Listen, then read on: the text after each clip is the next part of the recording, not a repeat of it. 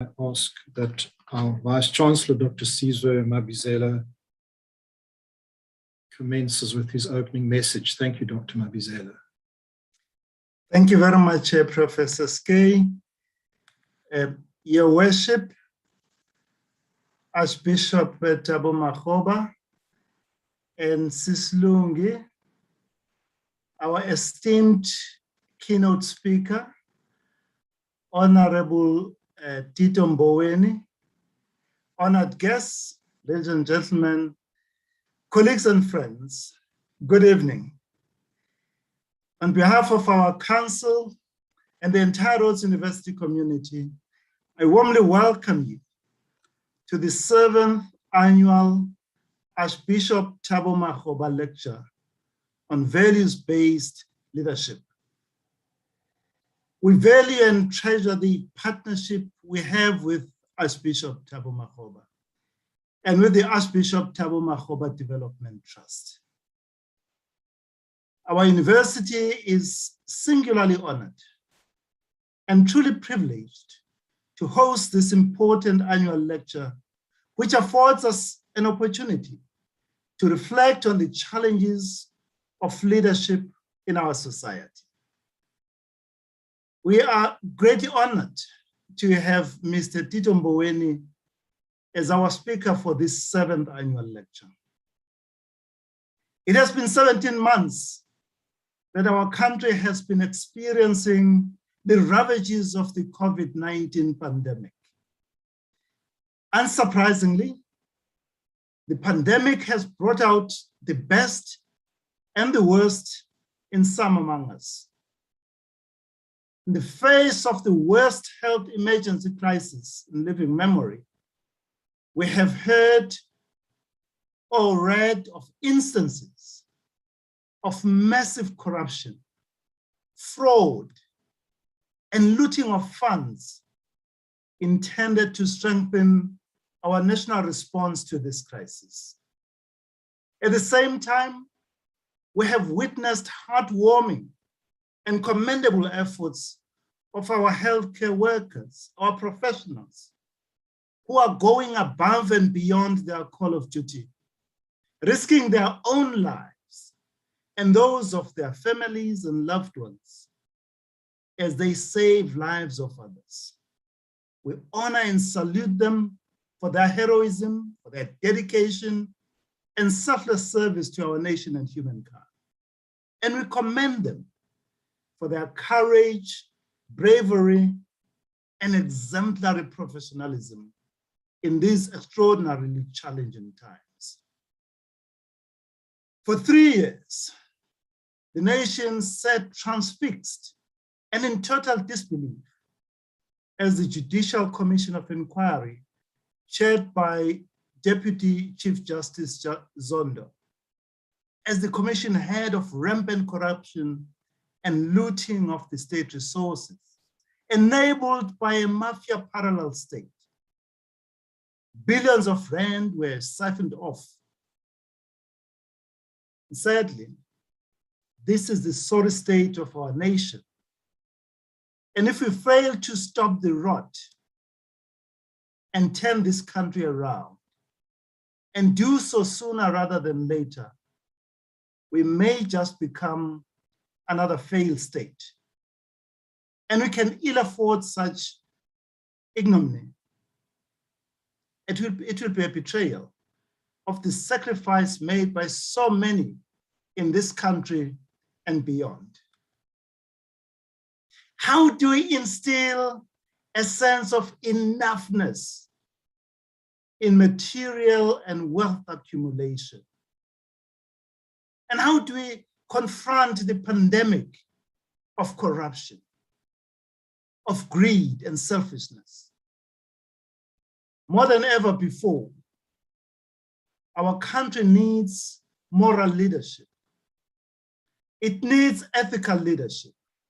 It needs caring, responsive, and accountable leadership.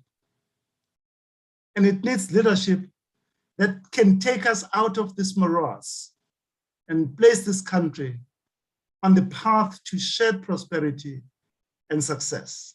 Once more, A very warm welcome to all of you, and we look forward to the lecture by Mr. Emboweny. I thank you. Thank you very much, Dr. Mabizela, for that welcome. I will be your person of ceremony tonight, so it's my privilege to welcome you all, and especially to welcome our seventh speaker, Governor Tito Titus Emboweny, and I will be formally introducing him later. For now, I'd just like to explain to you what the order of proceedings are. After this short introduction by myself, Archbishop Makgoba will say a short prayer. And I think that tonight we also must acknowledge that the conscience of our nation, Archbishop Emeritus Desmond Tutu, is celebrating a significant milestone in his birthday later in this week. Following the short prayer, Archbishop Makgoba will read the citation and announce the prize winner of the Responsible Leadership MBA Module Award, which is every year given by the Archbishop Makgoba Development Trust.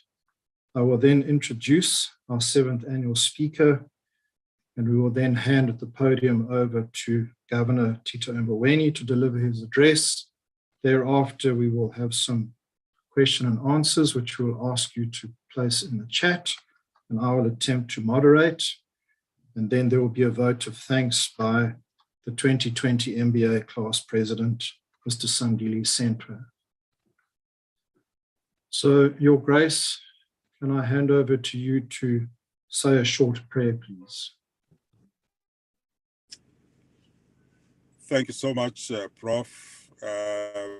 Before I say a short prayer, I need to confess that in honor of the lecture, I had hoped that I will connect from Grahamstown, just to connect. So I drove all the way to Grahamstown, went to my mother-in-law's home, and electricity vanished. So I had to rush, and I'm parked here on campus, and I'm saying this prayer from there. But it fulfills what I had intended to do. So let us pray.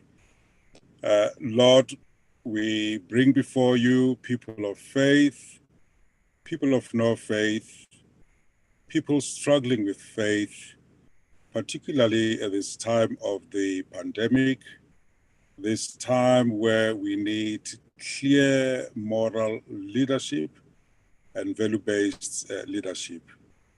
We offer this prayer to your people that are despairing at this time, particularly the poorest of the poor. We bring before you the university as it wrestles with your oikos, the economy, ethics, ecology, and equality. May we be known for values that bring honor and glory to your precious name. May we be known for values of equity, inclusivity, and values that indeed uphold Ubuntu. So we hand over this program to you. In your precious name we pray. Amen. And Prof, I'm just going to ask you, if you may, to read the citation and just to say how excited we are that John Roland is this year's winner. But Prof, please do read the citation on our behalf, please. Thank you, Your Grace. The MBA class were tasked in syndicates with creating and developing a conceptual model of responsible and effective leadership. Thereafter, they were required to individually review their own organization's leadership practices and use the model to suggest recommendations that would be relevant for their working environments on how to develop and grow responsible leadership. The model was to be presented in a one-page poster and described in an essay with supporting literature. John Roland produced a comprehensive model and an exceptional essay that focused on finding the essential balance between being people-centered and results-driven in a dynamic automotive supply environment. The essence of John's essay is: contemporary leaders are faced with the challenge of executing their leadership roles with a higher sense of responsibility, which is caused by the ever-changing business environment. Whilst responsibility covers legal, regulatory, business, and moral standards, concomitant with capabilities and freedom of action, responsible leaders are willing to accept the responsibility of authority they are entrusted with and take accountability for their decisions and actions to attain results. This demonstrates that to be a responsible leader, an individual must possess an inherent and inner obligation to do the right thing. John's responsible leadership model is rooted in the values of Ubuntu and servant leadership, and it acts as a system functioning as a whole where all three areas, contextual environment, organizational environment, and leadership system are interlinked. This means that if there is a change in one, it will incite change in the other. The leader needs to understand this, whilst also being resilient in addressing the changing contextual and organizational environments and striking a balance between being people-centric and results-driven to achieve sustainable value.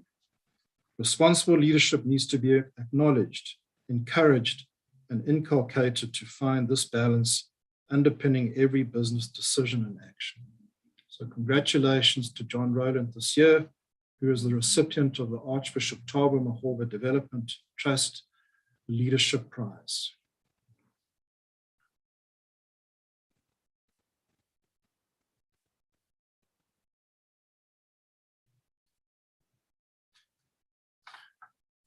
It now gives me great pleasure to introduce our 7th annual lecture speaker. Tito Titus Emboweny was born on the 16th of March, 1959 in Zanin, the youngest of 3 children. After completing high school, he attended the University of the North between 1979 and 1980, where he was registered for a Bachelor of Commerce degree, which he did not complete due to his political activism, resulting in his exile in Lesotho. In 1985, he completed a BA Honours in Economics and Political Science at the National University of Lesotho, thereafter followed by an MA in Development Economics at the University of East Anglia in 1987. Governor Emboweny was the Minister of Finance from the 9th of October 2018 to the 5th of August 2021.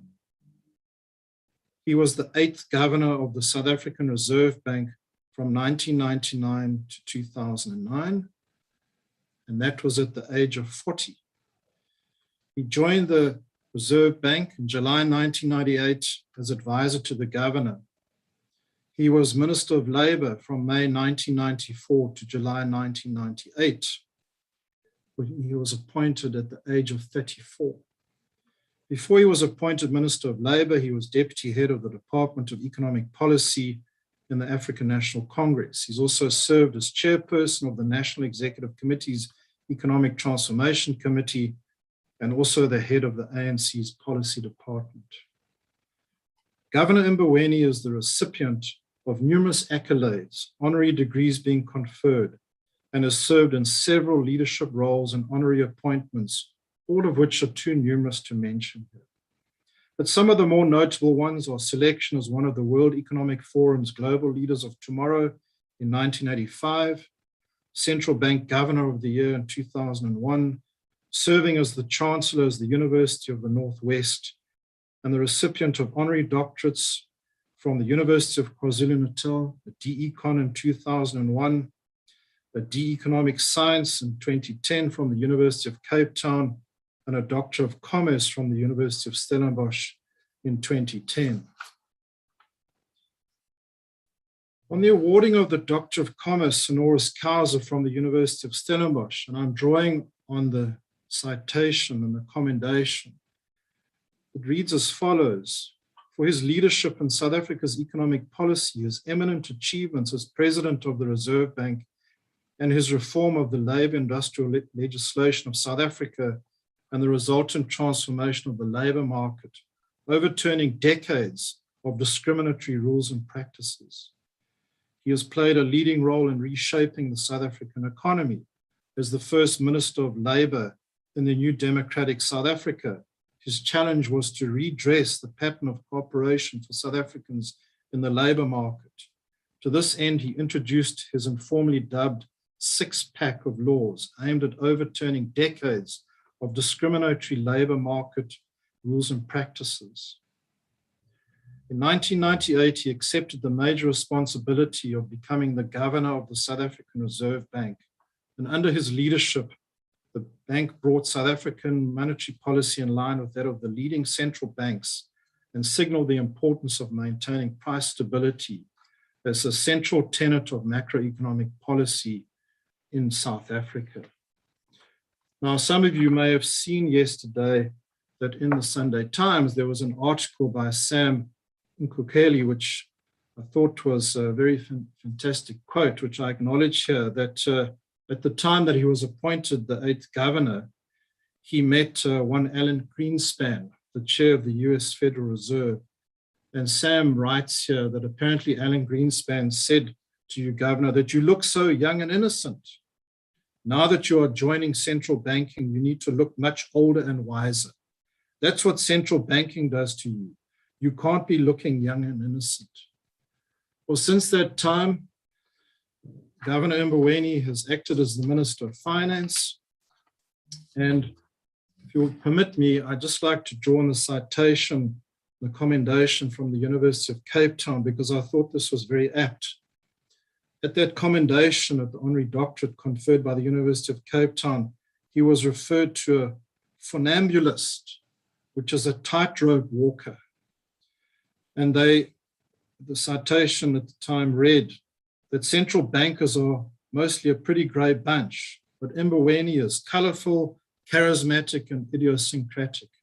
At the same time, he has achieved the respect of the famously conservative banking industry for his superb management of South African monetary policy. There's no doubt that his skill as a tightrope walker has served us well over the last 2 years.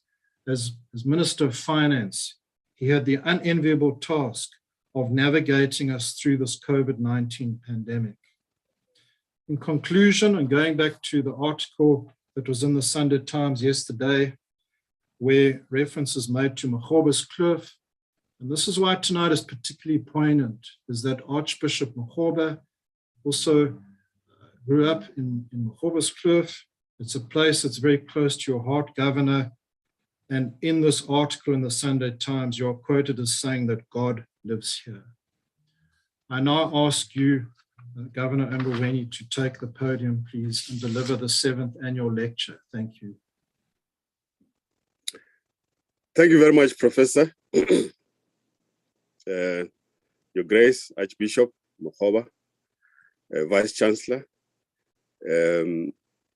I begin my submission by quoting from Titus 1, 7 to 14. And I quote, "For an overseer, as God's steward, must be above reproach." I repeat, for an overseer, as God's steward, must be above reproach. He or she must not be arrogant or quick-tempered or a drunkard or violent or greedy for gain, but must be hospitable, a lover of good, self-controlled, upright, holy, and disciplined. He or she must hold firm to the trustworthy word as taught, so that he or she may be able to give instruction in sound doctrine and also to rebuke those who contradict it. For there are many who are insubordinate, empty talkers, and deceivers, unquote. We live, Mr. Vice Chancellor, in an ever-changing, integrated, sometimes fragmented and complex world. The outbreak of the COVID-19 pandemic has taught us about our interconnectedness throughout the world more than ever before. This coronavirus does not discriminate between rich and poor, male or female, young or old. And yet the virus also taught us that greed amongst us and amongst countries and people is rife. The rich sought to accumulate and hoard the vaccines for themselves and starve off the poor and developing countries from gaining access to these. Long struggles had to be fought before the vaccine began flowing to poor countries. Within most countries, the greedy and corrupt saw an opportunity to enrich themselves through various schemes of looting. But there are good men and women in this world who are committed to making this a better world. In July 2000, the United Nations launched the Global Compact. Its focus is on corporate sustainability that starts with a company's value system and a principles-based approach to doing business. This, the Global Compact states, means operating in ways at a minimum which meet fundamental responsibilities in the areas of human rights, labor, environment, and anti-corruption, unquote. And as we know, the Global Compact has 10 principles. And to remind all, I repeat these principles. Principle number 1, businesses should support and respect the protection of internationally proclaimed human rights. Principle number 2, they must make sure that they are not complicit in human rights abuses.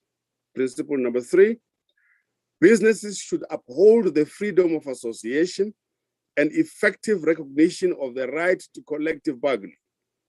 Principle number 4, the elimination of all forms of forced and compulsory labor.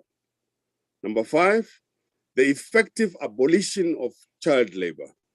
Principle number 6, the elimination of discrimination in respect of employment and occupation. Principle number 7, businesses should support a precautionary approach to environmental challenges. Number 8, businesses should undertake initiatives to promote greater environmental responsibility. Number 9, encourage the development and diffusion of environmentally friendly technologies. And lastly, businesses should work against corruption in all its forms, including extortion and bribery. Those are the end of the principles. The principles enshrined in the Global Compact are fundamentally important and should be embedded in leadership values in business. And I repeat, the principles enshrined in the Global Compact are fundamental and should be embedded in leadership values in business. Yet, the general ethos of the global business community remains the endless pursuit of profits before people and a race to the bottom. As philanthropist Mo Ibrahim states, and I quote, "Behind every corrupt politician are 10 to 20 corrupt businessmen," unquote. The UN Global Compact, therefore, is an essential blueprint to change the way the world does business. If only the business community could seriously commit to these principles, our world will be a much better place to live in. Instead, the world is replete with examples of business arrogance, exploitation, and abuse of the environment.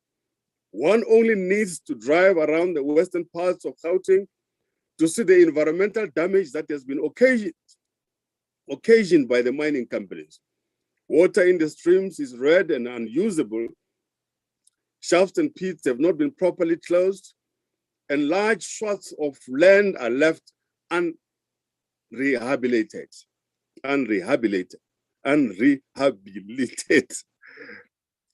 It is a sad situation, Mr. Vice Chancellor, which is prevalent in many parts of the world, where big corporations devastate the environment and exploit people for profits.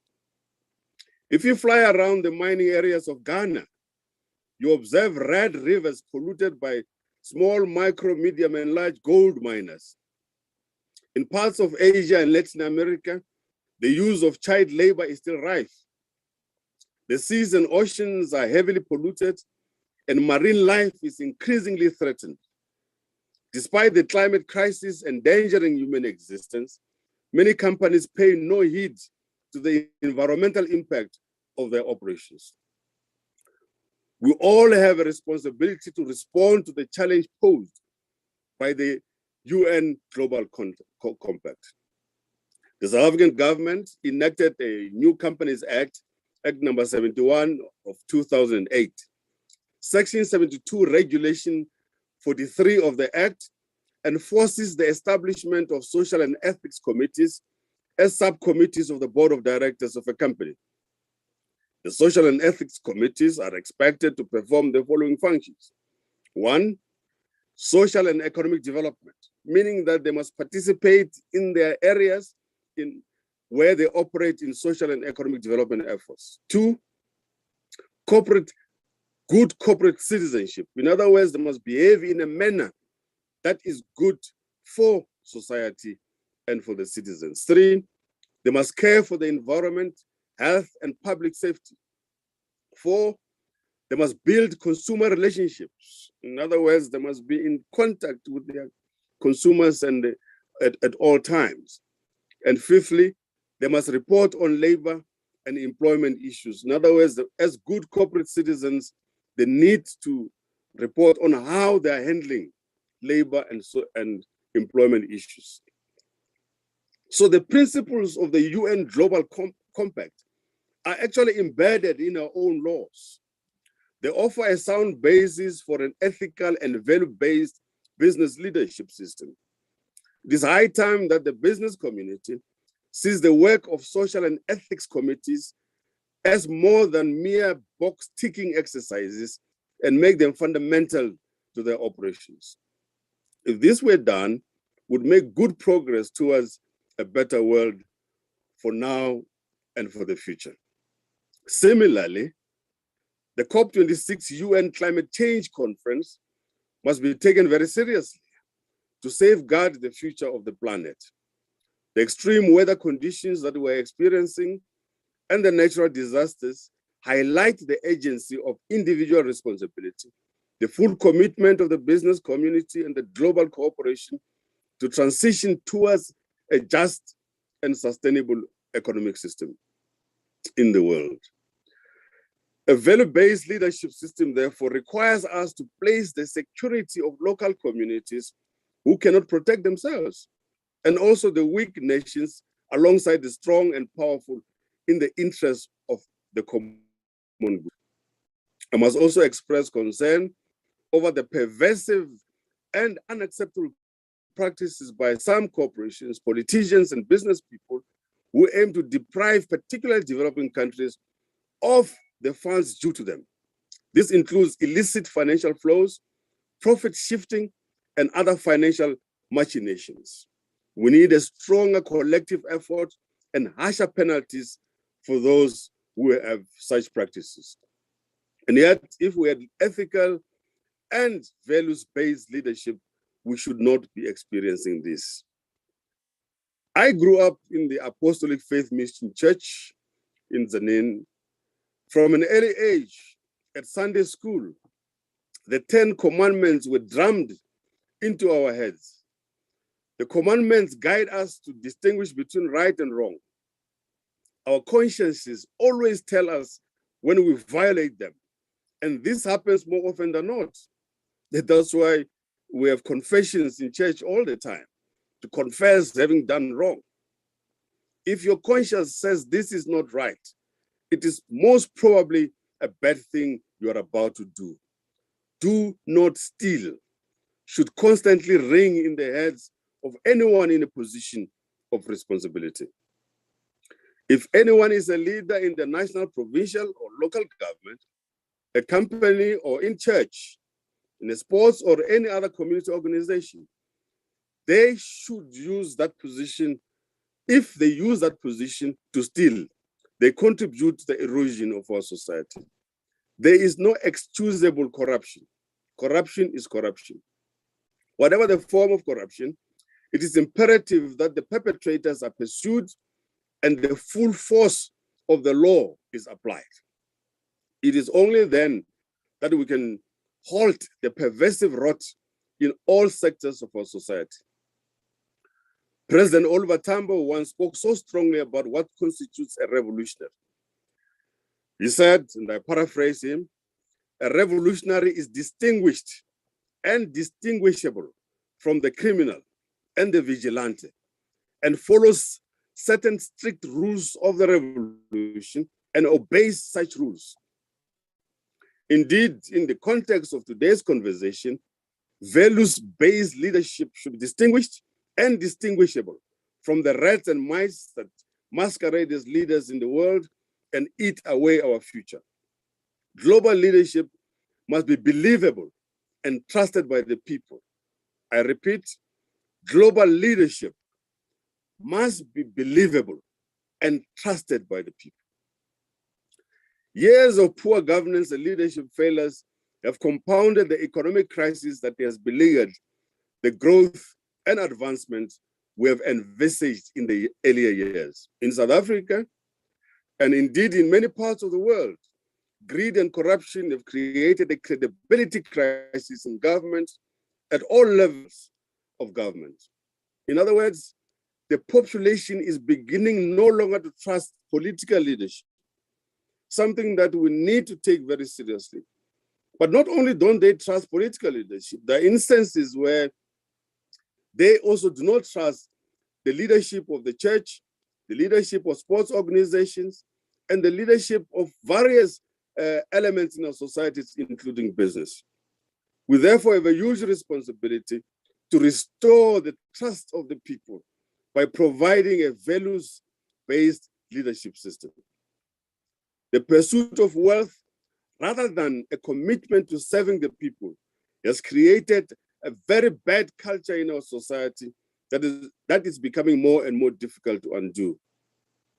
I have just exited from a position of heavy responsibility in the heart of government. I once again feel like a war veteran, having had to lead the fight to protect public resources from abuse and waste. This was not an easy responsibility. The demands on the fiscus in South Africa, as is the case in many parts of the world, are immense, particularly in the context of high unemployment and poverty levels. We constantly have to balance the responsibilities to serve and protect the people of our countries in general, and particularly the poorer sections of our societies, with our broader objective to grow the economy and the tax base. One of the most surprising things when you are Minister of Finance is when demands are being made on the expenditure side of the budget and very few suggestions are made about what to do on the income side of the budget. So spend, spend, spend, but where is the income going to come from for that expenditure? Because the result is more borrowing and more borrowing, and more borrowing means more debt, high debt service costs, and getting the country more and more towards a debt crisis. The COVID-19 pandemic ravaged many countries, as was mentioned earlier, particularly through the loss of lives and the negative impact on economic activity, resulting in massive loss of jobs, income, and livelihoods. It also forced us into difficult decisions to reallocate budgets to fund the fiscal relief packages and support our health system. I must admit that these choices gave us sleepless nights, but people cannot be leaders without constantly making difficult decisions and trade-offs in the interest of the greater good. The common conversation amongst ministers of finance, central bank governors, ministers of health, and heads of states and government was how to mount a massive and determined offensive against the COVID-19 pandemic. Within the African continent, these conversations would include, amongst others, the African Center for Disaster Control and the United Nations Economic Commission for Africa. And I must pay particular tribute to Dr. Vera Songwe, the Executive Secretary of UNECA, for the sterling work she has done in coordinating these conversations, amongst others, to ensure that the G20, the IMF, the World Bank, and other creditor countries would provide support and relief.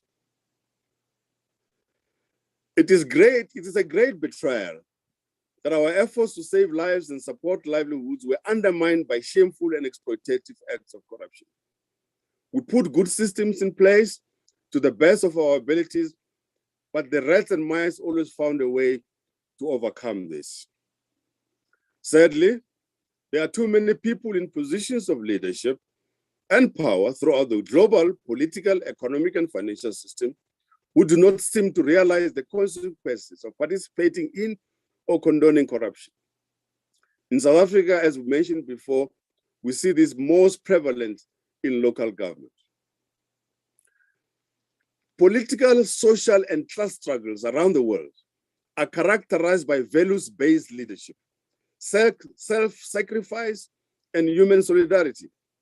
From time to time, those values are neglected or forgotten for one reason or another, which leads us to quote from William Butler Yeats, who lamented in The Second Coming, and I quote, "The best lack all conviction, while the worst are full of passionate intensity." I repeat, the best lack all conviction, whilst the worst are full of passionate intensity. Surely the second coming is at hand. The second coming, hardly are those words out when a vast image of Spiritus Mundi troubles my sight. Somewhere in the sands of the desert, a shape with lion body and head of a man, a gaze blank and pitiless as the sun. And what rough beast, it's our come round at last, slouches towards Bethlehem to be born, unquote. In our formerly progressive organizations, we witness political and other forms of factionalism, with formerly good comrades adopting a scorched earth outlook, not due to a desire to serve our people better, but to abuse positions of power to plunder the public purse. It is highly disturbing that many people get caught out in this looting spree, and they resort to dangerous and populist rhetoric. Some claim victimhood, while others see fit to incite violence to destroy our infrastructure and our economic facilities. Such people are not leaders. They do not fit the standard of values-based leadership. History is replete with instances where countries descended into chaos due to the treachery by some people with corrupt intent exploiting their followers. It is true, however, that in years gone by, the world produced a procession of outstanding ethical leaders whom we all aspired to emulate in the future. Now it is very difficult, with due respect, Mr. Vice Chancellor, to find exceptional role models who live simply, strive to transform our societies, and who work to inspire others, particularly the youth. One story I often cite is that of Dr. Patrick Ngugi Njoroge, the governor of the Central Bank of Kenya. When this renowned economist and banker was appointed to head the Central Bank of Kenya in 2015, he was offered a fleet of cars and a mansion in Nairobi's most exclusive residential suburb. But Dr. Njoroge eschewed all of these trappings of a life of luxury and chose instead a monastic existence as part of the Opus Dei Catholic sect. He has been exceptional at his job while living a simple and disciplined life amongst his brothers. Proverbs 28:6 says, "Better a poor man who lives with integrity than a rich man who distorts right and wrong." I'm not at all professing that all of us today must go and live the life of monks, but what I'm suggesting is that there's a lot to learn from the way they lead their lives. True leaders cannot exist in ivory towers, shutting off from the world around us. We must be connected to the people in our towns and villages and understand the issues and difficulties that our fellow citizens face. We cannot drive past garbage-strewn streets and overflowing sewers and not seek to resolve the governance failures that cause such problems. Proverbs 27, 23 to 24 says, I quote, "Be sure you know the condition of your flocks. Give careful attention to your heads, for riches do not endure forever, and a crown is not secure for all generations. Be sure you know the condition of your flocks. Give careful attention to your heads, for riches do not endure forever, and a crown is not secure for all generations," unquote. In South Africa, the government has produced a plan for the reconstruction and recovery of our economy. It is dependent on getting the big issues done right. I refer in particular here to the structural economic reforms which have to be taken into account. In this instance, I make reference in passing to the work that has been done by the National Treasury and the government, which says that let's focus on the big ticket items in order for us to get the economic recovery going, improving educational outcomes throughout the educational life cycle, with a particular focus on early childhood development, implementing youth employment interventions such as continued support for the government program that incentivizes job creation, expanding effective, affordable, and integrated public transport systems, bearing in mind the legacy of the apartheid spatial development system, addressing the skills constraints by making sure that those skills that we don't have, we should be able to import from other parts of the world. We must continue to ensure that we have a capable and developmental state, meaning that the apex of the state administration must be up to the task in order to drive the process of renewal. And that we must make sure all the time that we do all of these things within a stable macroeconomic framework, which is underpinned by a flexible exchange rate, inflation targeting, a credible and sustainable fiscal policy. This is very important in order for the economy to take off and grow. But let's focus on the big ticket items whilst doing all the other things that need to be done. I make reference here, you'll see in the paper, to Appendix A, which people can read in their own time. We therefore do not need more planning or guesswork about what needs to be done. We know what needs to be done, and we should just get on and do what we need to do. And this is very important for the recovery to take place. So Proverbs 29:2 says, and I quote, "When the righteous increase, the people rejoice. But when the wicked rule, the people groan." When the righteous increase, the people rejoice. But when the wicked rule, the people groan. Archbishop and dear guest, Professor, may I conclude my submission today by quoting economist and philosopher, Professor Amartya Sen, when he says, I quote, "I remain an eternal optimist. I still believe that a much wider understanding can emerge. Policy making reflects our level of understanding. We must realize in a deep way that not only economics, but society as a whole must reflect our moral values. We live together well, we help each other. This truth of our fundamental interdependence can be seen particularly clearly at the time of a pandemic. If we don't grasp it, that will be a major epistemic failure with large ethical implications, unquote. I thank you for inviting me and for your attention. God bless you, and God bless the good values-based leaders of our world, particularly Africa. I thank you very much indeed. Thank you.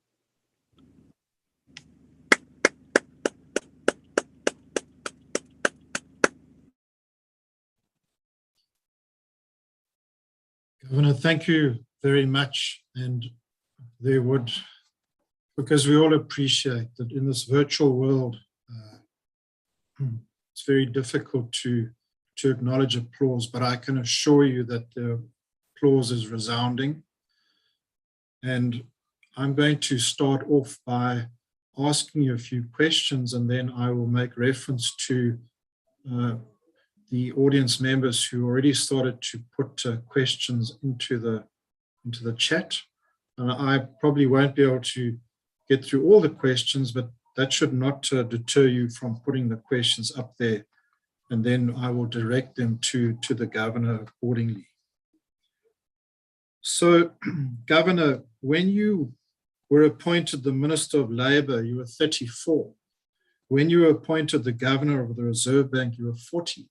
And interestingly enough, on Saturday, our MBA class had a session with Professor Mervyn King of the King Committee, and he made reference to the lack of intergenerational diversity that we have in South Africa. He made the point that diversity is important, both from obviously a gender and a demographic, but also the intergenerational diversity. So how did you, as a young person who had to deal with the issue of people perceiving that you were too young, how did you get the people that you work with to buy into your vision and take them forward?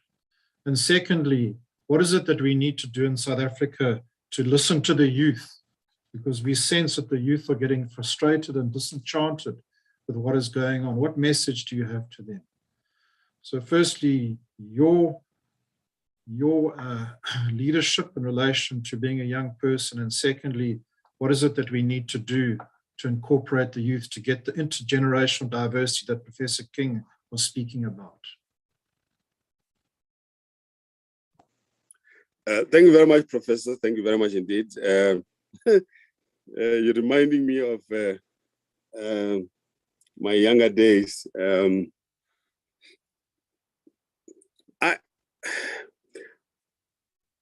Frankly speaking, I don't know. I don't know. The reason why I don't know the answer to the question is because, you know, for example, in 1982, the South African Defence Force invaded Lesotho, killed 42 people in their sleep. And then there was a large memorial service organized by the Lesotho government. And the leadership of the ANC was supposed to speak at that memorial service alongside Prime Minister Liaboa Jonathan. At that time, I was doing, I think, first or second year at the National University of Lesotho. And the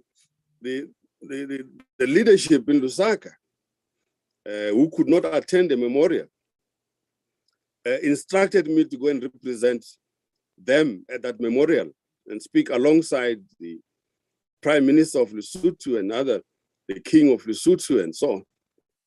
And there was this youngster who had to go and represent the National Executive Committee. And I did that. So what I'm trying to demonstrate is that my role goes back a long way, and it has been a process of playing a role as requested to do so by the organization, and tried to live up to the expectation as much as I could. And that has happened over the years, whether it's through the Lusaka years and then back in South Africa and so on. So for me, it has been a continuous progress. But I think I benefited quite tremendously from working with some of the giants of the struggle, some of the most ethical leadership of our movement, Oliver Tambo, Alfred Nzo, Thomas Nkobi, and Dan Tume, Ruth Mumpati, many others, and Steve Chwete, learning from them, working with them, being asked to write papers and speeches for them and so on, and being corrected and guided along the way. So that's how basically I grew, and with this leadership and learning, in particular from President Thabo, who I've learned a lot from. And so I think you're correct, that intergenerational deliberate effort on the part of leadership is very important, which then flows into your second part of the question. I think it's very important that we deliberately, those of us in positions of leadership, spend time with the young people. They are very demanding. Today's youth don't have a very deep attention span, I must say. So one needs to find a way to capture their attention. And so, for example, I'm very pleased that the president has, appointed younger people like Nompendulum Kachwa, into positions of responsibility in education and so on. That's very important as we bring about this intergenerational mix. I think it's very important. The youth are prone to making a lot of mistakes, but I think let them make the mistakes and let them be guided, and let's take advantage of their energy. So when I became Minister of Labor in 1994, I had a tremendous amount of energy and there was a lot of work to do, and I very much enjoyed myself. But I also made sure that I work with a number of highly experienced labor lawyers, such as Professor Halton Chidl, and I worked with Dave Lewis, Leslie Masdorp, and Mr. Muloto and others, Sipo Pichane, and so on. We worked together as a team, and we did a tremendous amount of work, linking up with the International Labour Organization, for example, and one of the most experienced persons in the labor market, Les Kettledas, who came from the National Union of Metal Workers of South Africa. So, and that's what we did. And so when I joined the central bank, yes, Alan Greenspan did say to me, "You look too young and innocent. You need to look more older and wiser." And then he gave me a book entitled "The Purposes and Functions of the Federal Reserve System," which I've always appreciated very much. So, but we learned through the process. I have very much enjoyed working as a young person, but now at my age, I think it's time for young people to take over the baton. Yeah, thank you. So the questions are coming through, and I'll shortly start referring to them. Just one more question from myself, Governor, as these questions are coming through, is that you made reference in your address to the heavy responsibility that you had as Minister of Finance. So what's interesting for me is that you just now spoke about the energy that came with the youthfulness perceived otherwise at the age of 34 to now having to be pulled back into cabinet at a time of really unprecedented times that none of us have ever lived through, basically in living memory. Why is it that some leaders who are in as much responsibility as you don't take on this responsibility, that they seem not to really understand the gravitas of what is facing?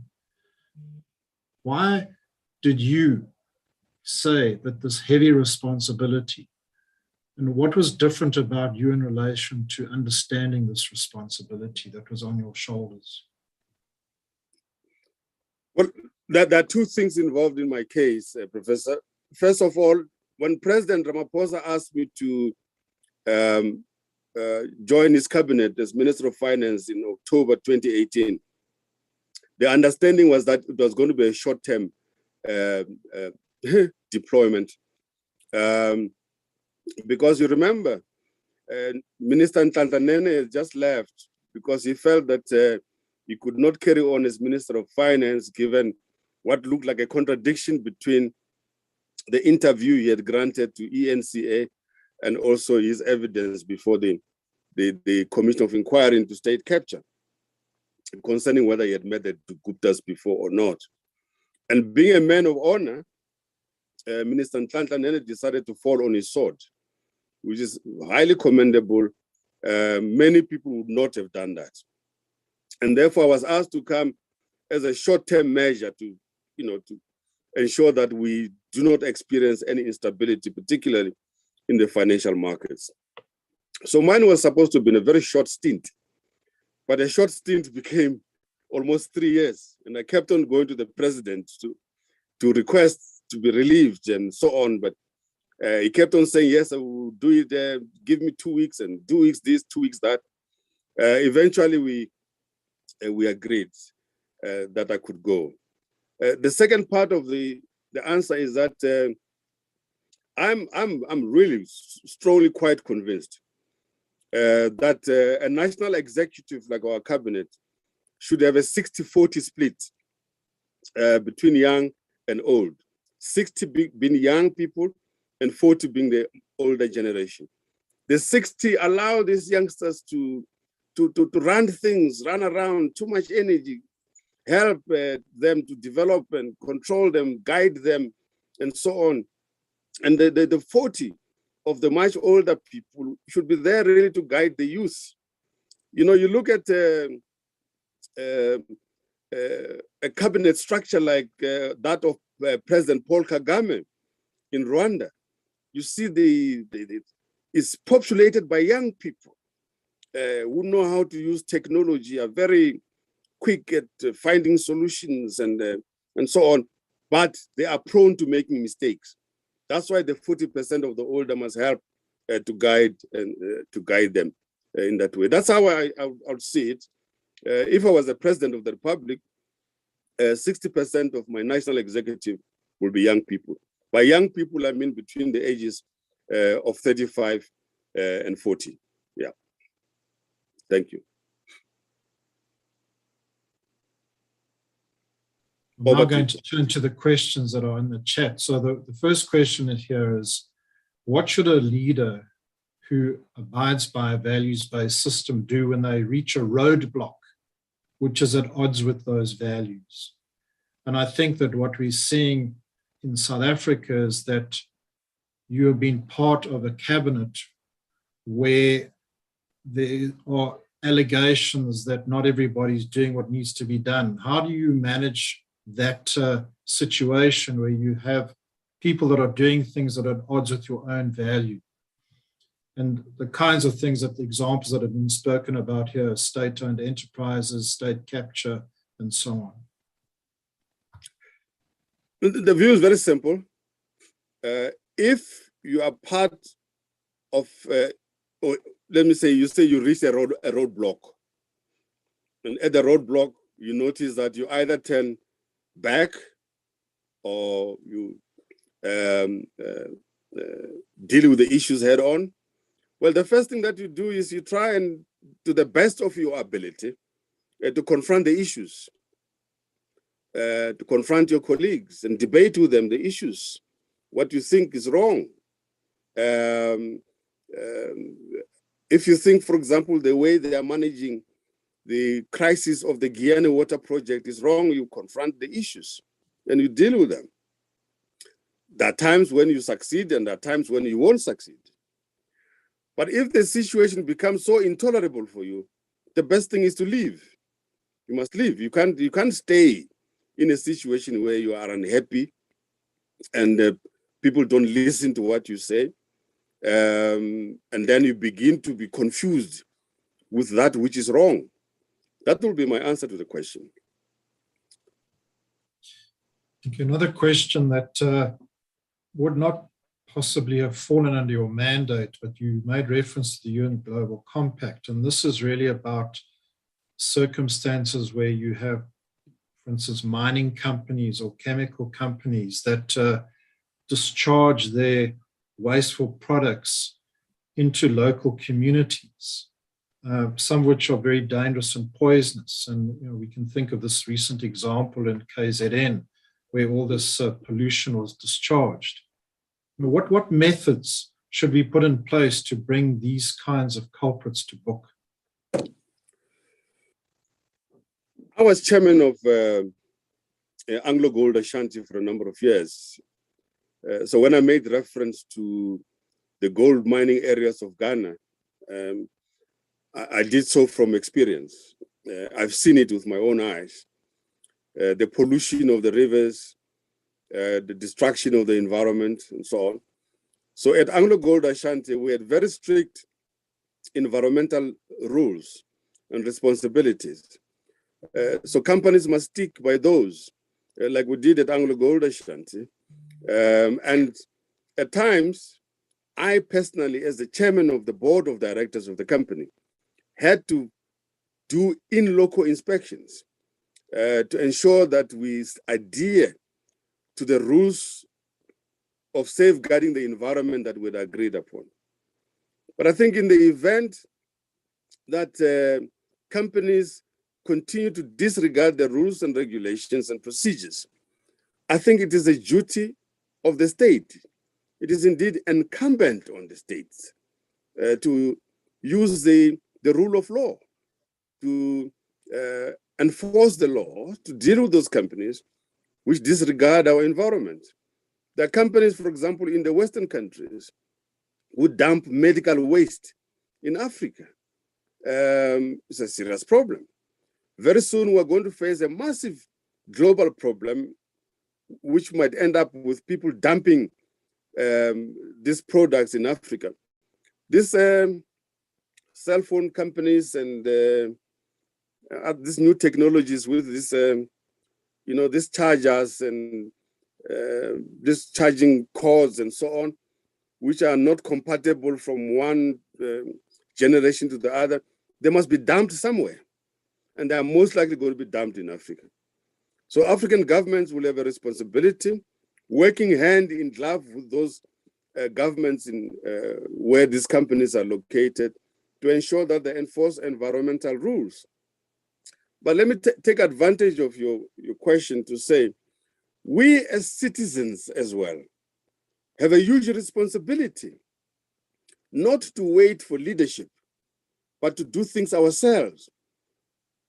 How many rivers are polluted by waste that we ourselves throw into the rivers instead of cleaning our rivers and our streams? Our country, South Africa, is a semi-arid country. We cannot afford any stream that is polluted. We should make it upon ourselves, take it upon ourselves to clean the rivers and the streams of our society all the time, because we need the water. Because you can't pollute the river. Next time we complain that there's no clean water, and yet you are complicit in polluting the environment. So leadership, values-based leadership, mustn't just come from elected people. It must also come from ourselves as individuals in our societies. Over to you, Professor. Thank you, Governor. In fact, you've touched on the answer to, or way to Mhaga's question, because the question that was asked here was around, given the sad state of affairs that we sometimes find ourselves in, what have we done to cultivate the required values to become the society that we all want to live in? And you've just addressed that. But perhaps, are you able to just give a couple of specific points about the cultivation of that personal responsibility? Well, I think it starts, let me just give you a simple example. I live here in Makgoba. We have a residents association called Troutwaters Residents Association.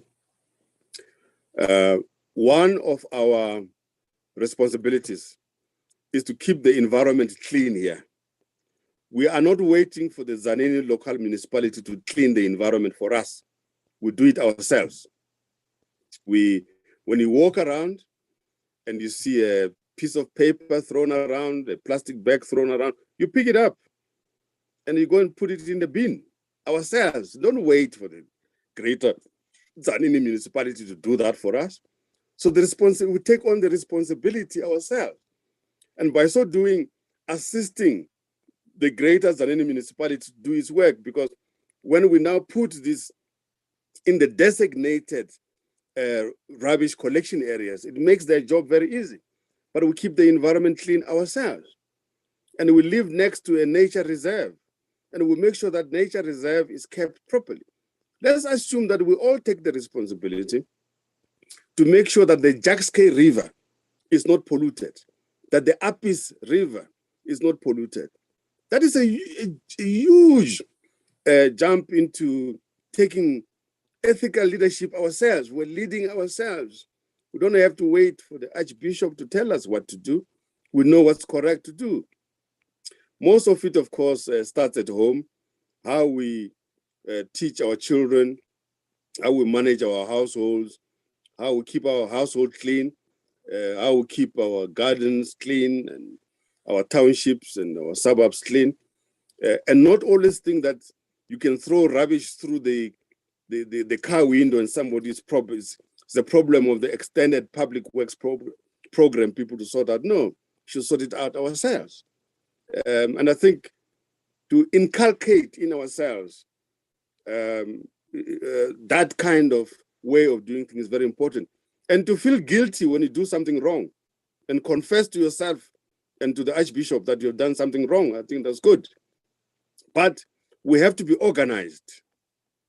I, from time to time, speak to young people at high schools at their end of year matric valediction and so on. And they always ask me the question, Governor, what has been the reason for your success? And one of the things I say to them is, whatever the case is, belong to an organization, which is a constitution and procedures. That will give you a lot of discipline. Whether it's a football organization, whether it's a basketball organization, whether it's a church organization, whether it's a political organization, but whatever you do, belong to an organization, which is a constitution, and abide by the rules and regulations of that organization. That will help to build up the human being in you. You become, later on, you might become a values-based leader in society. The next question, which takes us to, if you like, a critique of the capitalist system, and this idea that capitalism has not served everybody. In fact, growing evidence of increasing inequality. And this person's question actually makes reference to how it has not changed much of the structure of our South African society. Inequality is worsening. How feasible is it to build the social sustainability and the shared prosperity and ethical nation within the socio-economic environment? Well, in my address, I mentioned something about struggles, I think. Let me see, I'm using technology now. I've said that we, throughout the world, we go through struggles. And I suppose whether it's, I talked about political, social, and class struggles around the world are characterized by values-based leadership, self-sacrifice, and human solidarity. Now, first, let me make a confession. I'm a social democrat. And social democrats wrestle all the time with the vagaries of the capitalist system. It's a struggle. It's a struggle, and whether it's a struggle that's waged by the trades union movement, struggle waged by the green movement, protect the environment, struggles for a value system that's imparted on people in the church, or how you interact with people. So within the same capitalist system, there's a struggle between the good and the bad. And I think if we're able to reach a social democratic outcome, that will be a tremendous gain for all of us. I know that those who say that there should be an outright revolution for a socialist system, and I think they're quite entitled to that view. But as a social democrat, I think that there's a way in which people and the market can function together. And that will be my answer to the question. Thank you.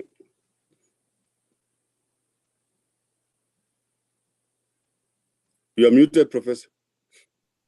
Yes, thank you. So a question about the recent incidents in KwaZulu-Natal. And how should we, what should we do to avoid a situation like that happening again? And I think there's many parts to that question. So please answer it as you deem fit. No, I'll be very brief on this one. I think that there are people who took advantage of the destitute situation of many in our society to use them for the benefit of their own political decisions. Quite unfortunate and very bad. But what it showed as well is that there's quite a large number of people who are destitute in our society. If somebody will go into a butchery and try and steal a whole carcass of a lamb and so on, so just show some desperation. But looting and destruction of property cannot be condoned on the basis of people being in a destitute situation. But there were others during that situation in KwaZulu-Natal and parts of Gauteng who were not destitute at all. People driving 4x4s and other SUVs and going to loot beer at the South African breweries and other places. They were not poor at all. So they were creating a state of anarchy, trying to undermine the government. But I think those responsible for organizing those activities should be brought to book. And the less said about it, the better, because some of the matters are sub judice, and I don't want to be a witness in court. Thank you very much. As the most recent Minister of Finance, what should we be doing to cut our debt level?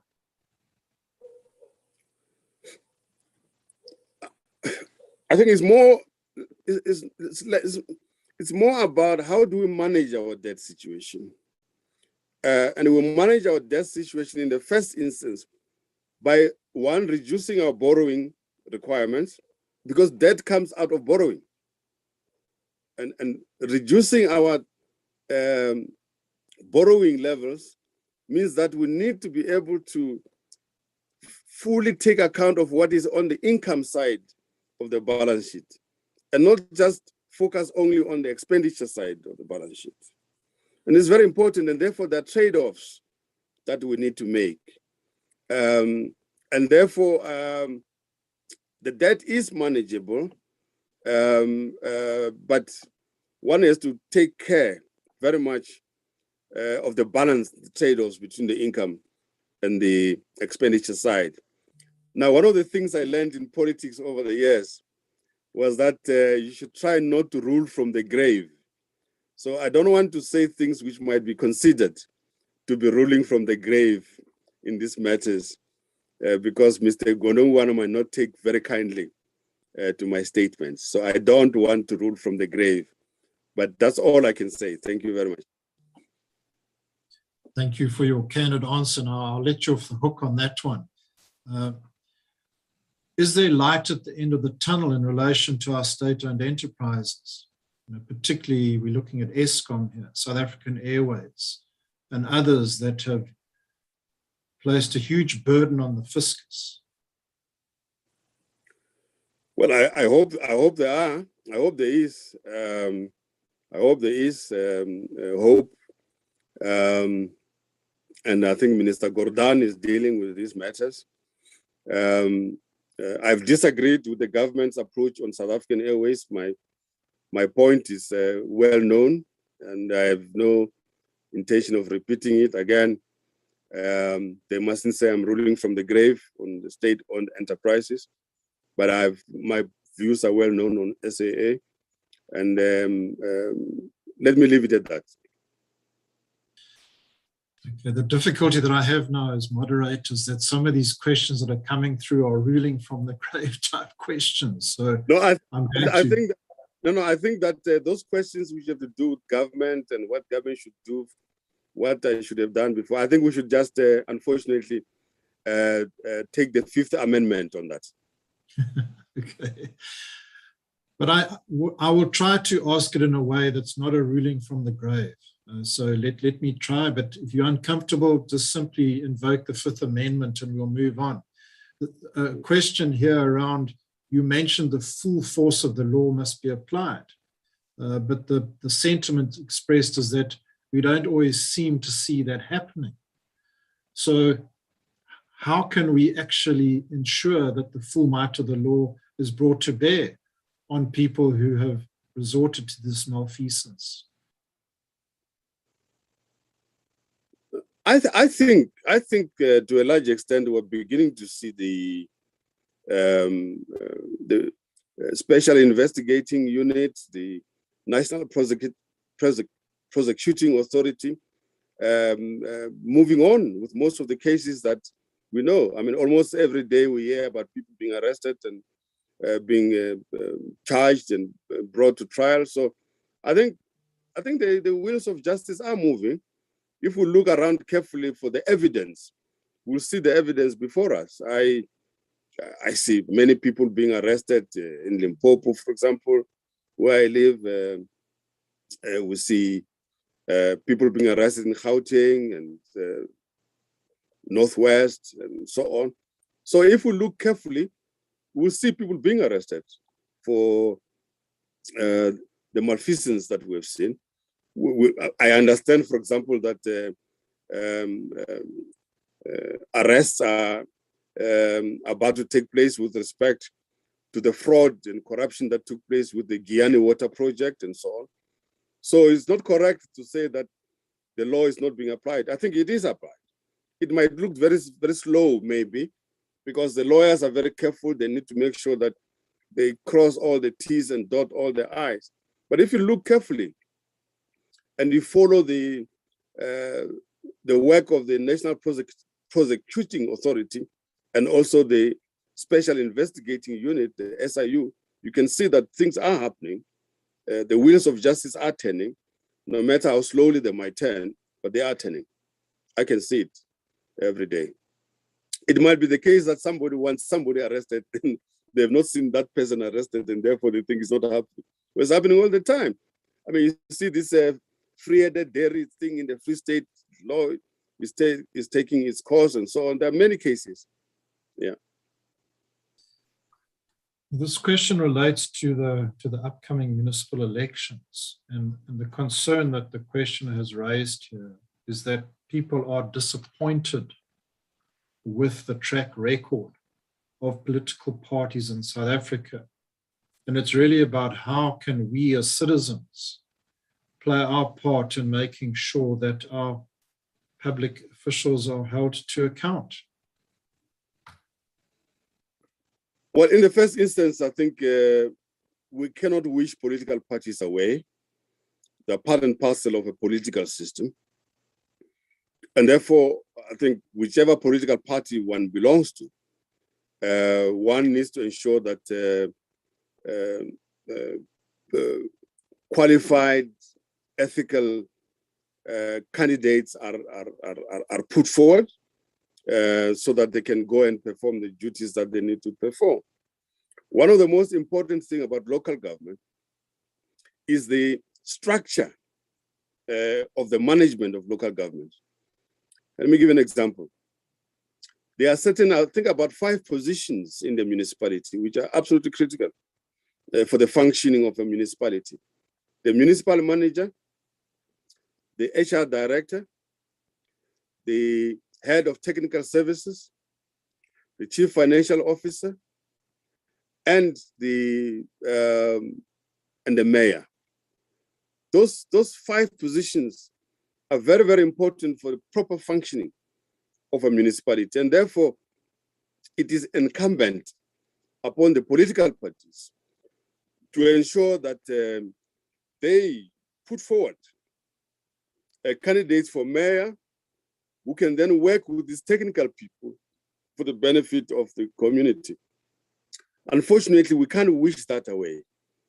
Even if you're a residents association like ours, at the end of the day, we have to work with the municipality. We're not a state within a state. We have to work together, unfortunately. That's the nature of our political system. We can't wish ourselves away from it. But it calls upon us to participate in the political life of the organizations which we choose to belong to. The problem is that, as a philosopher of yesteryear said, if you don't participate in politics, somebody will participate on your behalf and they'll govern you in whatever way they want. So you have to participate. We have so many political parties from which people can choose. The menu is good enough for you to be able to find a fillet steak and a ribeye steak or a pilchards or anything else there. The choice is yours. Over to you, Professor. Governor, this is a tough question because it's a question about your legacy. And the question has made reference to an article that was in Business Day today about money in the system that can actually result in a basic income grant being serviced. And the question that's asked is, do you think you are too conservative whilst you're in office in hindsight? Well, I learned a lot from the 1970s in Brazil, what in the literature is called macroeconomic populism. So if you cannot afford a particular program, don't do it. You can only pursue a particular program if you can afford it. And don't promise to the people something that you know you can't afford. So it would have been very easy for me as Minister of Finance to try and do something which I knew that somebody else would have to take responsibility for in future. That would have been immoral and unethical for me to do. So, but I leave it to the current leadership in the Ministry of Finance and the Department of Social Services and the President for them to do the trade-offs.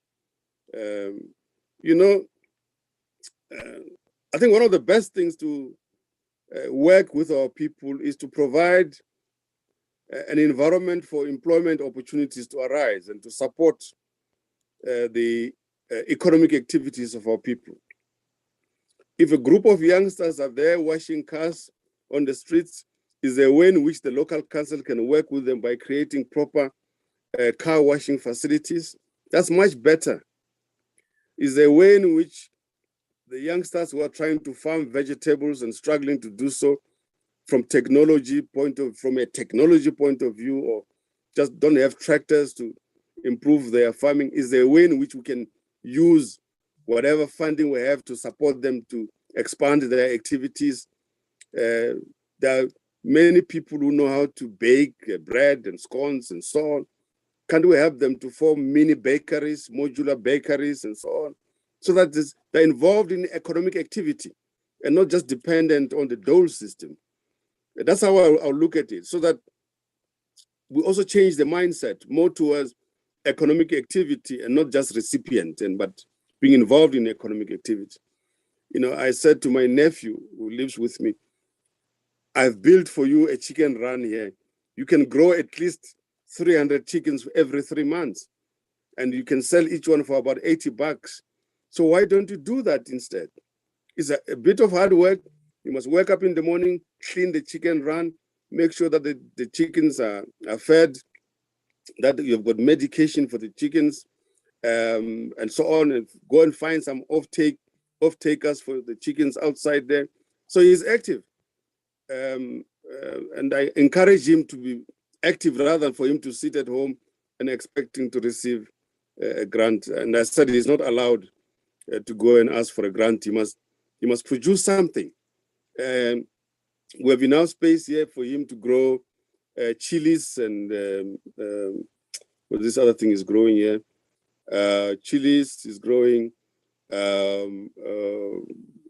spinach, and so on. And the chilies he sells to the local restaurants and so on. And he's doing something. So next thing, once he perfects his skills, he can go on to a bigger field. You know, he can go to some of the farms which are being leased by the government. He can lease a farm. You know, he can be supported by the Department of Land and Agriculture. Do something, employ 2 or 3 of his friends, they work together, and then economic activity is being generated. I think we should move away from just dependence on grants. Grants must be for those who can't help themselves, the infirm, the aged, and so on. But the others, let's try and help them to get into economic activity. That's my submission, Professor. And perhaps this is an opportunity for you to challenge higher education in South Africa in terms of what we should do as educators to assist in this kind of entrepreneurship, employment generation that you're referring to. Are we doing enough? No, you're not. No, you're not. I think you're not. You could do more. You could do more. I mean, there's something at the University of Johannesburg called entrepreneurship diploma or something like that. I don't know what it's all about. Because that's what my nephew studied at the University of Johannesburg. It cost me a lot of money. I don't know what is that all about. And I think what we need is a very close relationship between the universities, technical and vocational education centers, close relationship with business, actual business activity. If you're going to teach agriculture at the University of Limpopo, you have to have a very close collaboration with some of the farmers in the province, whether it's a ZZ2 or Foster or Malachi or Malungani. The real farmers must work together with the universities. So the course in agriculture can't be taught by an academic who has never grown a chicken. It must be taught as well in collaboration with people who do actual farming every day. They know what it means on a daily basis. And I think that collaboration is very important. In the same way as I think you have done very well when it comes to medical studies, you've done well when it comes to accounting studies, the collaboration you have with the South African Institute of Chartered Accountants, and so on. That's very good, but you can do better, I think.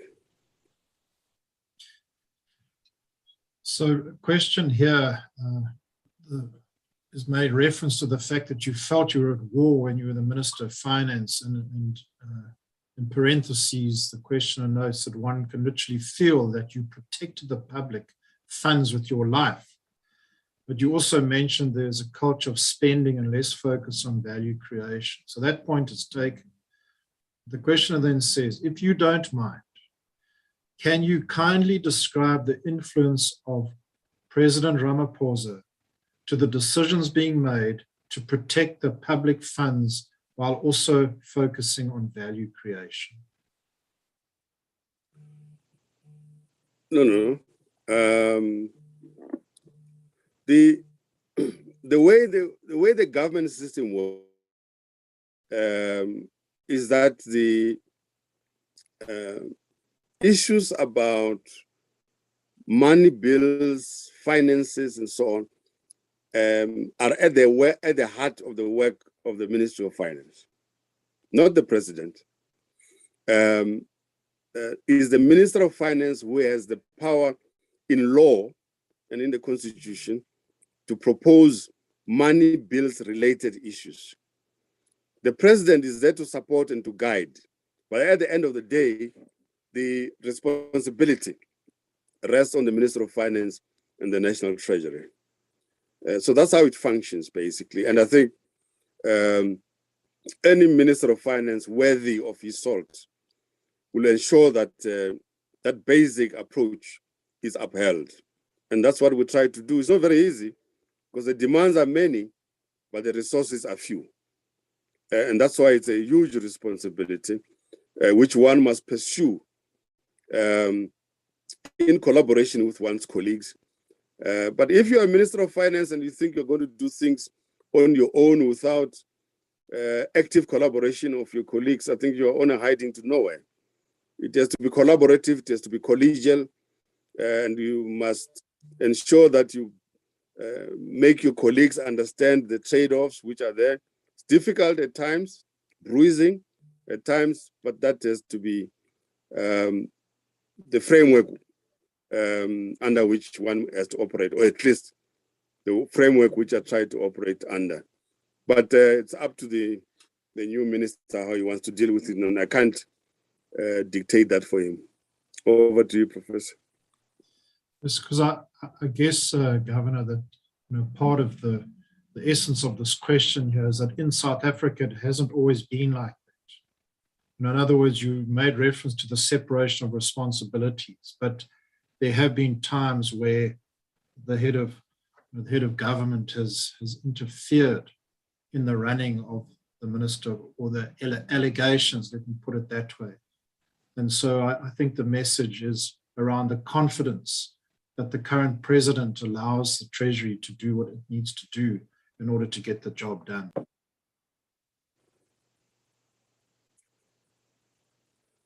You're frozen, Professor. So the question was around. Hello, can you hear me? Okay. Yeah, you're back now. Yes. So I'm not sure how much of that you got, and I don't want to belabor the point, but the question was really also around the fact that there have been instances in our history where there hasn't necessarily been that separation of responsibilities in relation to the head of government and the Minister of Finance. And I think the question was around the confidence that that situation does prevail today. The Treasury is given the responsibility.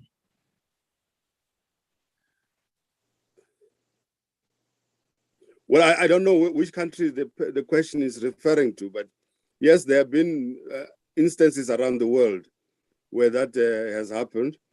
And I think if the Minister of Finance is very weak, then it's a problem. But you have to be able to stand your ground. I certainly did not have a case of interference in my case. Well, anybody doesn't interfere with Emboweny anyway. So that wouldn't happen. Over to you. Thank you. So now a question relating to the COVID pandemic. Professor, slightly, can I beg your indulgence? I think we're a little bit onto a fishing expedition now. I'm getting uncomfortable. Because I was invited particularly to speak on a values-based leadership system, but I think we're on a fishing expedition now. Maybe we should draw towards a close. Yes, I'm getting uncomfortable with the fishing. And that point is very well taken. Yeah. The question now around COVID-19. Professor, if I was invited to come and discuss, yeah, I think, no, it's a bit of a fishing expedition. I'm no longer comfortable. Governor, and the point is well taken. And I think, as you indicated, the separation of responsibility is absolutely paramount. And so in relation to the COVID pandemic, if you don't mind, and I think the challenge around this is the issue of how one balances the personal rights versus what it means in relation to mandatory vaccination. And do you have any thoughts on that?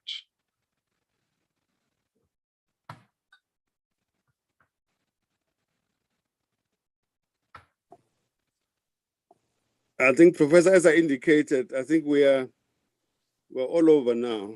I'm no longer comfortable. I mean, mandatory vaccination and this. So maybe we have exhausted the purpose of the question and answer session. It's now a fishing expedition. If you don't mind, if I could request that maybe we should finish the question and answer and come to a conclusion. Okay. No, thank you. And I certainly, sincere apology from my part, because it was never intended to be a fishing expedition at all. So we really appreciate your candor.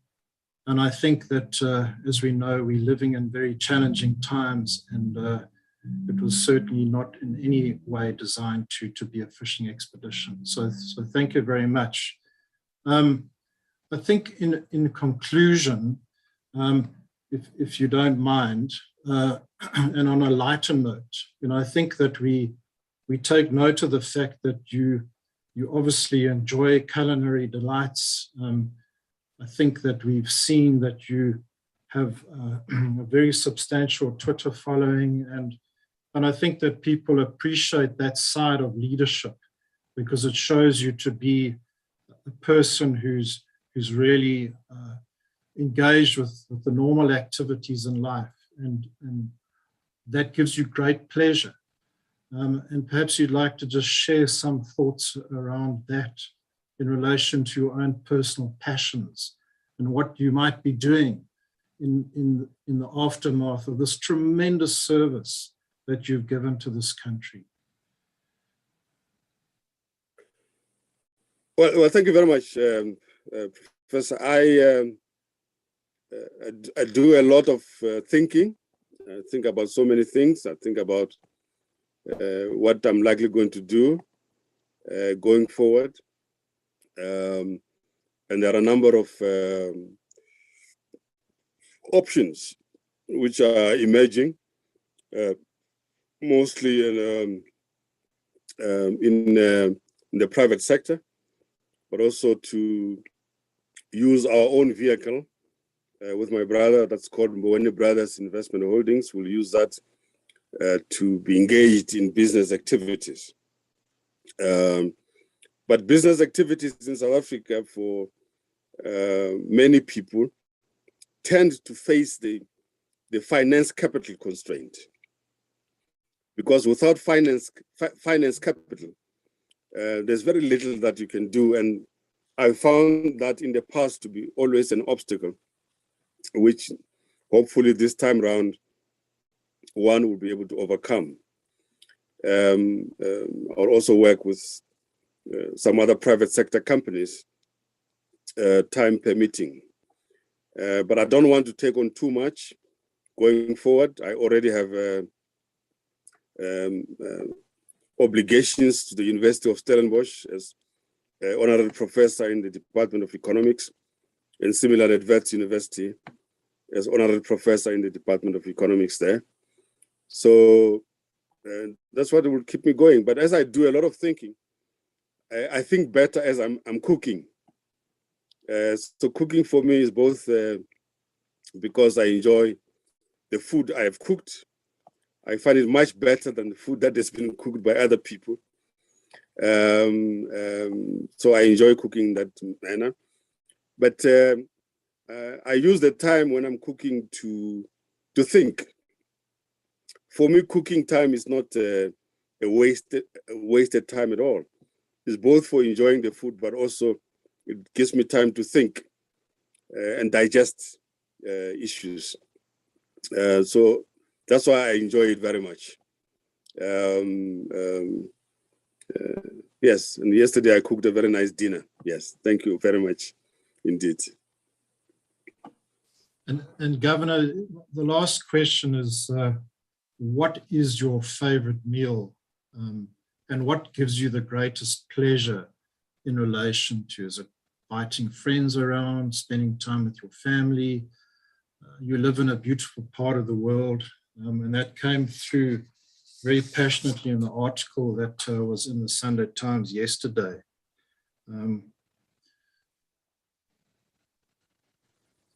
So your favorite meal and what gives you the greatest pleasure in life in that regard?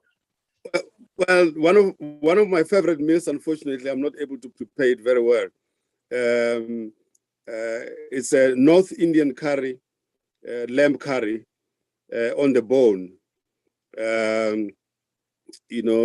together with garlic naan.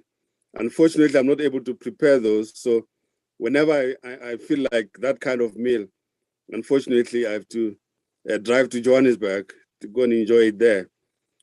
Because of the COVID-19 situation, it has not been possible to invite friends and family over for a meal. But I have gone out to some restaurants where they follow the protocols very well to enjoy some meal there, whether it's a pork belly or pork neck. But my favorite meal is really North Indian lamb curry with naan bread, which I can't prepare, unfortunately. I wish I could. Yes, thank you.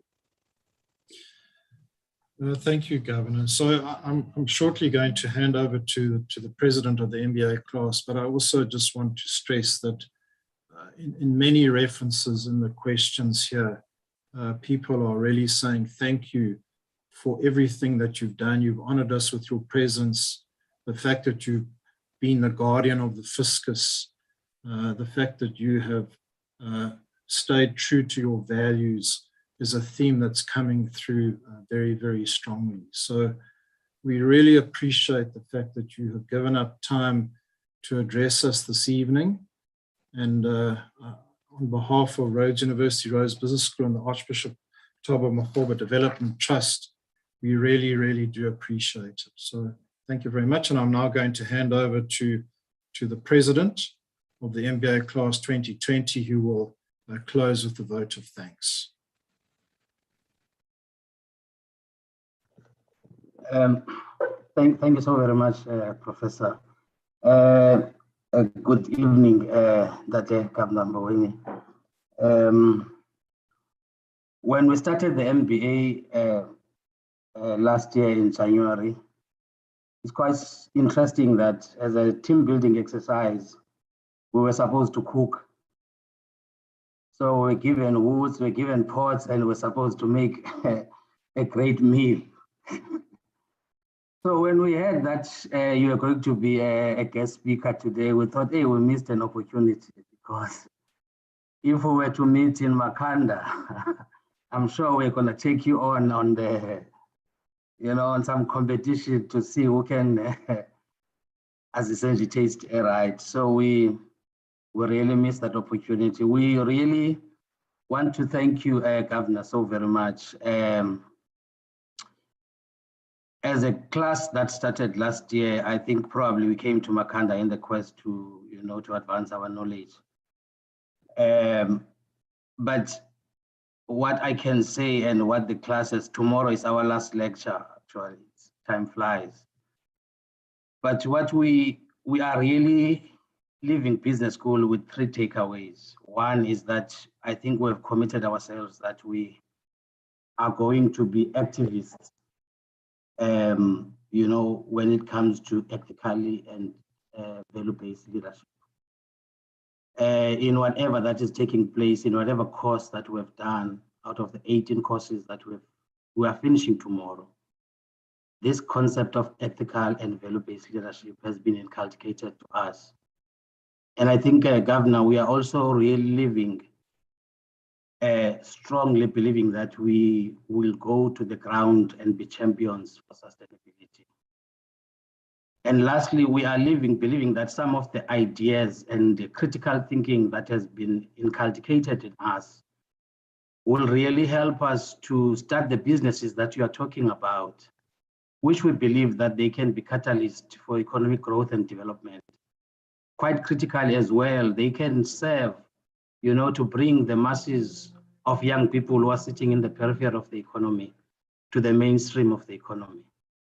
So what you have told us today, adds to that particular issue, to that particular empowering that the business school has given us. And we strongly believe that the past 2 years has been an eye-opener. We spent 4 hours Saturday with Professor King, you know, really putting it to us that it's in our hands. We need to go out there and advocate for this particular thing. So as a business, as MBA class of 2020, we just want to thank you ever so very much for this opportunity. It's been a pleasure. It's a privilege for us to have spent this past 2.5 hours with you. Thank you ever so very much.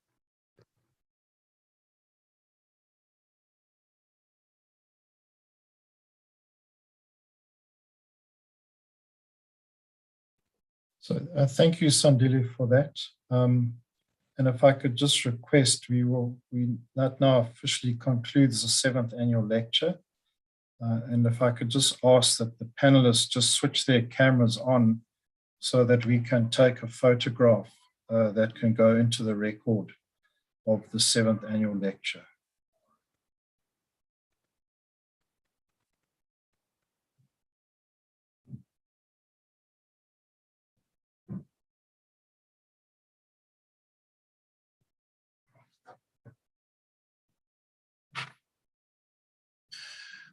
Okay.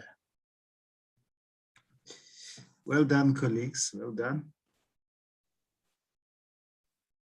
All right, colleagues, I'm trying to be the photographer today. My skills are limited, but I'm just waiting for the last few faces to come on. Archbishop, are you with us? Prof. Lowe, perhaps? Okay. If you'll allow me 2 opportunities, I'm going to count down 3, 2, 1, cheese. Yeah. And if you'll allow me one more one, just let me quickly put that one in the bag. We're all learning new skills in the moment.